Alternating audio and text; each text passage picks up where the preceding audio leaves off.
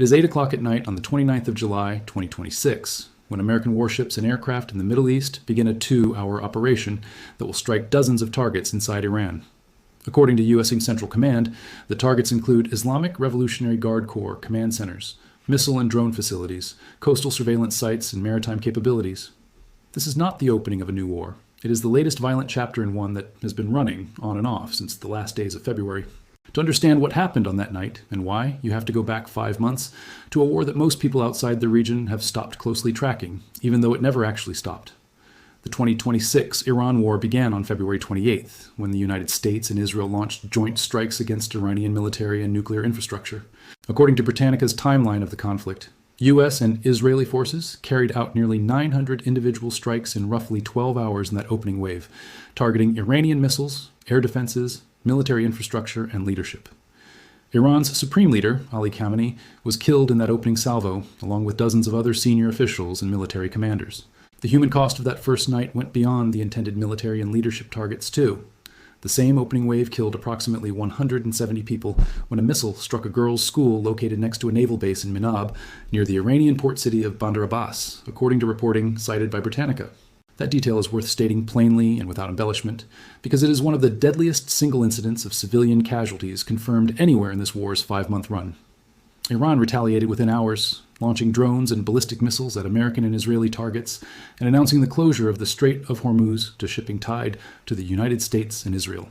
Retaliatory Iranian strikes hit U.S. and allied positions across the Gulf in those opening days, including missile and drone attacks on Bahrain that struck buildings in the capital, Manama in the Jafar district, where the U.S. Navy's 5th Fleet is headquartered. Those strikes wounded 2 Department of Defense employees and damaged an oil tanker, though they caused no reported deaths on the Bahraini side. Oil prices spiked almost immediately. When markets reopened for trading the following Monday, Brent crude surged toward $120 a barrel, a jump President Trump, according to CNBC's reporting, described at the time as a small price to pay for defeating Iran.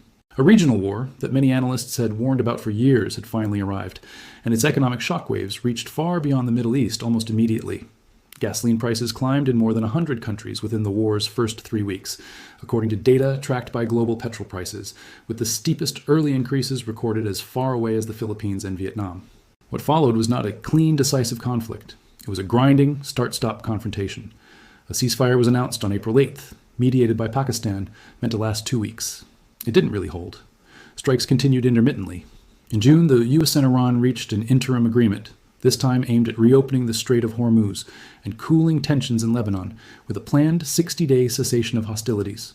Both governments have since accused each other of violating it. By July, the fragile understanding was fraying badly. Iran had been firing on commercial vessels in the Strait of Hormuz, including 3 ships hit in a single week in early July, testing the limits of the June agreement and pushing Washington toward renewed military action. According to reporting relayed through Congress, President Donald Trump notified lawmakers earlier in July that he had resumed military action against Iran specifically in response to those attacks on commercial shipping. Before going further, it's worth being precise about exactly who the Islamic Revolutionary Guard Corps actually is, since the title of this story centers on them directly. The IRGC is not simply one branch of Iran's conventional armed forces. It is a parallel military and economic institution created after Iran's 1979 revolution, specifically to protect the ruling clerical system. And over the decades, it has built its own navy, its own missile and drone programs, and extensive business holdings across Iran's economy. It also oversees the Quds Force, the arm responsible for supporting allied militias abroad, including groups in Iraq, Lebanon, and Yemen. That dual identity, part conventional military and part economic and political power broker, is part of why strikes aimed at the IRGC specifically, as opposed to Iran's regular armed forces, carry particular symbolic and strategic weight. It also helps explain the tracked oil exports mentioned earlier. The estimated $6 billion in revenue from Iranian oil shipments that continued moving out of the Gulf of Oman, even during active fighting, is money that watchdog groups like United Against Nuclear Iran say continues to help fund the IRGC's missile and drone programs specifically, rather than the Iranian state budget broadly. So when CENTCOM says it struck dozens of IRGC command centers, missile facilities, and maritime assets on July 29th, it is describing strikes against this specific parallel institution, not against the whole of Iran's conventional military in one undifferentiated action. That is the backdrop against which the events of late July unfolded. On July 28th, CENTCOM says Iranian IRGC forces attempted what the command called a surprise attack against American troops in the region, firing multiple ballistic missiles. The primary target, according to CENTCOM and corroborating reporting, was the Azraq military base in Jordan. CENTCOM says its forces intercepted every incoming missile. Jordan's own armed forces confirmed a related episode, saying their air defenses intercepted 5 incoming Iranian missiles early the following morning. Jordan reported no casualties from that engagement. Iran's account of the same event is different, and it matters that you hear both sides stated plainly rather than blended together. The IRGC said it had retaliated against the Azraq base and claimed it had destroyed American aircraft there. CENTCOM rejected that claim directly, stating that no American aircraft sustained damage and that, in their words, all missiles and drones were intercepted or failed to reach their targets. Iran's semi-official Tasnim news agency also reported that the IRGC targeted American assets at Ali al-Salem Air Base. That claim comes from Iranian state-linked media alone and has not been independently verified by Western outlets or confirmed by CENTCOM, so it should be treated as a contested claim, not an established fact. President Trump, for his part, had already signaled the American response before it happened. Following Iran's attempted strike, he pledged publicly to hit the country, in his words, very hard. Less than 24 hours later, the Pentagon delivered on that pledge. CENTCOM announced the completion of what it called a heavy wave of strikes at 10 p. Mr. Eastern Time on July 29th, describing a 2-hour operation that ran from 8 to 10 p.m.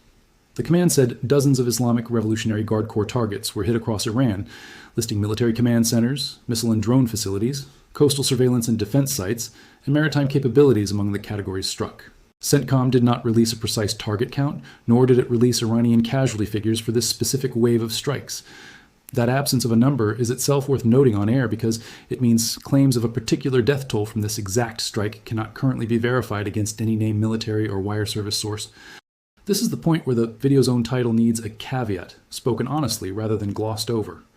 Describing IRGC forces as obliterated implies a level of destruction and finality that neither CENTCOM's own statement nor independent wire reporting has confirmed. What is confirmed is that the U.S. carried out a large multi-target strike operation against IRGC military infrastructure in direct retaliation for an attack on American forces, and that CENTCOM itself frames this as an ongoing military posture rather than a conclusive victory. More than 50,000 American service members remain deployed across the Middle East, and CENTCOM described them as, quote, highly vigilant, focused, lethal, and ready. That is language for a force bracing for more, not standing down. The consequences of this exchange were not confined to Iranian and Jordanian territory. In the same 48-hour window, the conflict's ripple effects were lethal in at least 2 other countries. And those details matter because they show how a single missile exchange between 2 militaries can spread casualties across a much wider map. In northern Kuwait, an Iranian attack struck a building owned by a Chinese company. Kuwait's defense ministry confirmed that 1 worker was killed and that the strike caused significant damage. This is a rare instance in this war of a third-country civilian, tied to neither the American nor Iranian militaries, becoming a fatality of a strike aimed, at least nominally, at military escalation between 2 other states. It is a detail that rarely makes the biggest headlines, but it is one of the most concrete, verifiable human costs of this exact episode. Kuwait, in particular, has been drawn into this war far more deeply than its size or role would suggest, and that history is worth knowing to understand why another Iranian strike landing there in late July is not an isolated event. Earlier in the conflict, Iran launched a broader wave of strikes against American and Kuwaiti targets inside Kuwait, part of the same February 28th retaliatory pattern that followed the opening U.S.-Israeli attack. A missile strike near the civilian port of Shuaiba killed 6 U.S. soldiers and wounded dozens more, with a large number hospitalized. 2 Kuwaiti Navy servicemen were also killed in the line of duty during that period, according to Kuwaiti officials. In a separate and unrelated incident during that same stretch of fighting, a Kuwaiti F-A-18 mistakenly shot down 3 American F-15E fighters in a confirmed friendly fire incident. The American aircrew survived. The United States Embassy in Kuwait City was also reported to have likely been struck by an Iranian missile. Kuwait was not the only smaller Gulf state pulled into the fighting either. Iran also launched retaliatory strikes against the United Arab Emirates following the February strikes, killing 3 foreign workers from Pakistan, Nepal, and Bangladesh, and injuring 58 others, according to reporting on that incident. None of that is new information as of this week, but it's the context that explains why a single dead worker in a Chinese-owned building in northern Kuwait this week isn't a freak occurrence. It's a continuation of a pattern this small, oil-rich country has been living through since the war's first days. Separately, and this is a development connected to the same days but a different flashpoint, U.S. and Saudi strikes hit Iranian-aligned Popular Mobilization Forces sites in Iraq. According to Iraq's Popular Mobilization Forces media office, at least 20 people were killed and 32 others injured in those strikes. A regional analyst, identified by CNN as Gamari, released the names of 4 individuals he said were IRGC members present in Iraq. The PMF's own spokesman, Karim al-Kanani, told CNN that 6 Iranian nationals killed in the strikes were pilgrims, not fighters or advisors, despite claims to the contrary. CNN reported that footage showed funeral processions in Baghdad for those killed. This is a clear example of competing narratives on the ground, one side describing military targets, the other describing religious travelers caught in the crossfire. Neither claim has been fully and independently resolved, and CNN noted it had sought comment from the Iraqi government.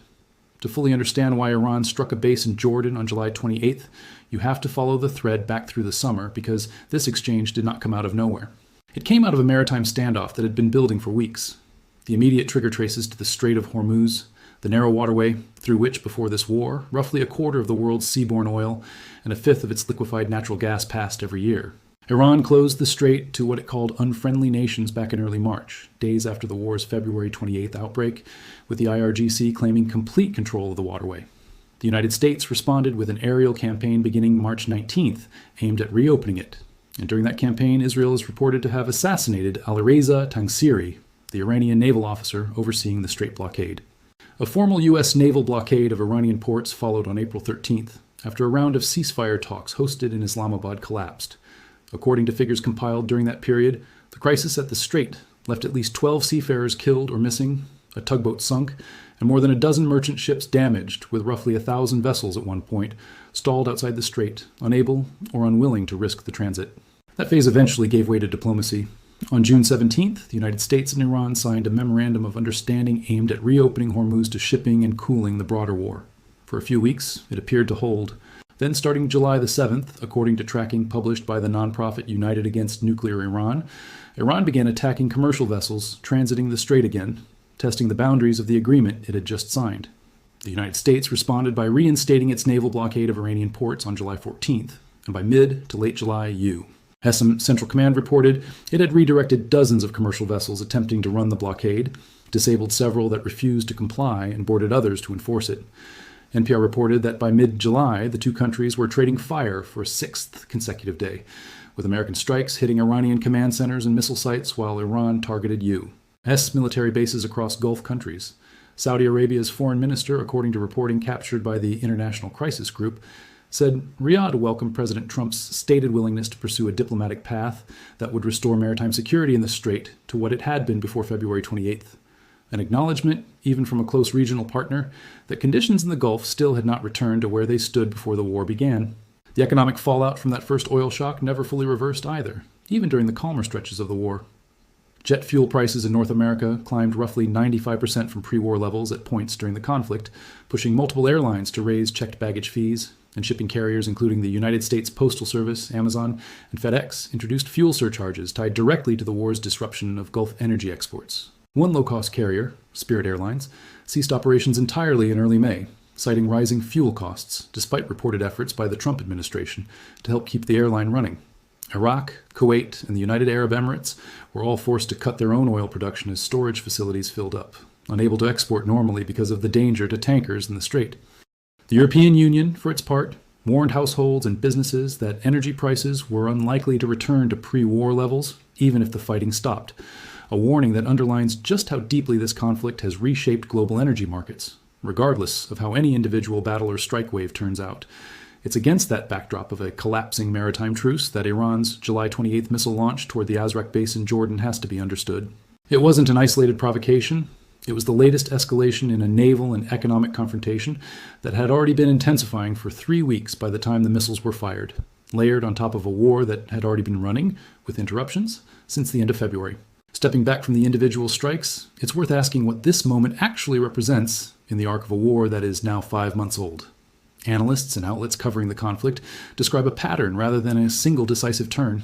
The Britannica reference entry on the war describes a February 28th outbreak, a limited invasion by mid-March, a 2-week ceasefire in April that dissolved almost immediately amid disputes over whether Lebanon was covered by its terms, and a June memorandum of understanding aimed at reopening Hormuz and ending hostilities in Lebanon that, by July, Iran was already testing by firing on commercial shipping.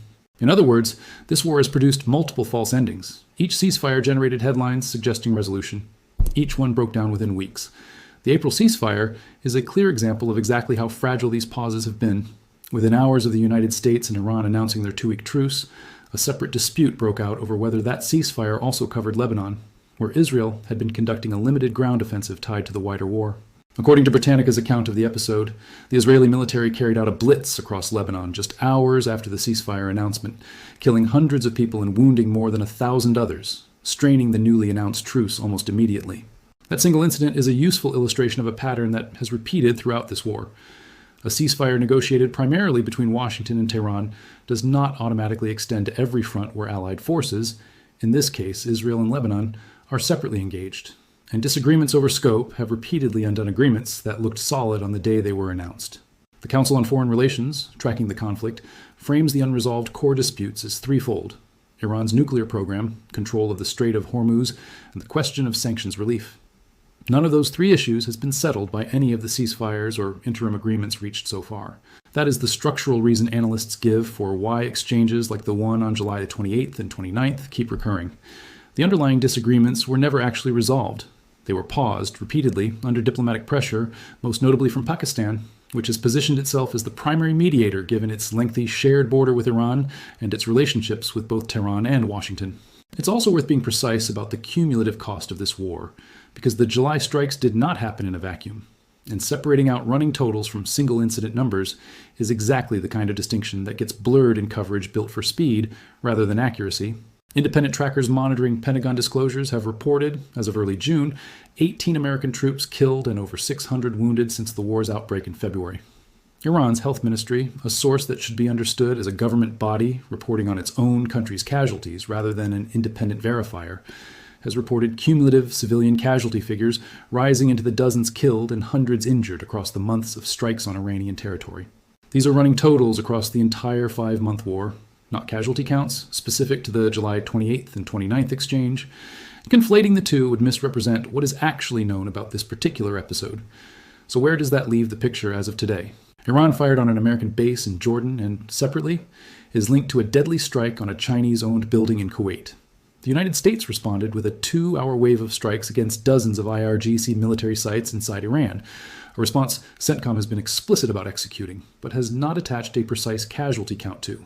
At least not one confirmed through a named checkable source at the time this script was written. A separate but nearly simultaneous U.S.-Saudi strike on Iranian-aligned militia targets in Iraq killed at least 20 people, with a dispute ongoing over whether all of those killed were combatants or included civilian pilgrims. And the broader war those events sit inside has now run for roughly 5 months without a durable resolution to the disputes that started it. But there's one more layer that has to be added here, because it changes the picture again, and it happened just days after the strikes this video is centered on. On the evening of Saturday, August 1st, President Trump posted that Middle Eastern allies had reached the outlines of a deal to end the war, and that he would hold off on ordering new strikes against Iran for now. According to the Associated Press, Trump wrote that the emerging deal would include what he called the immediate, complete, and total opening of the Strait of Hormuz, along with an end to what he described as Iran's nuclear threat. Trump said he was agreeing to, in his words, cancel the attack, subject to being able to rapidly make a deal, and said Israel had agreed to join the United States in trying to complete an agreement with Iran. This came, notably, only a day after Trump had told reporters he was close to resuming heavy strikes to force Iran back to the table, according to Al Jazeera's reporting on the same episode. That reporting also placed Trump at a cabinet meeting at the Camp David presidential retreat in Maryland on July 31st, the day before the announcement, discussing the war's trajectory with senior officials before the sudden shift toward de-escalation went public on social media that Saturday evening. Iran's response so far has been guarded rather than celebratory. Iran's defense minister said on social media that the country was, in his words, neither surprised nor passive in response to Trump's announcement, and said Iran remains alert.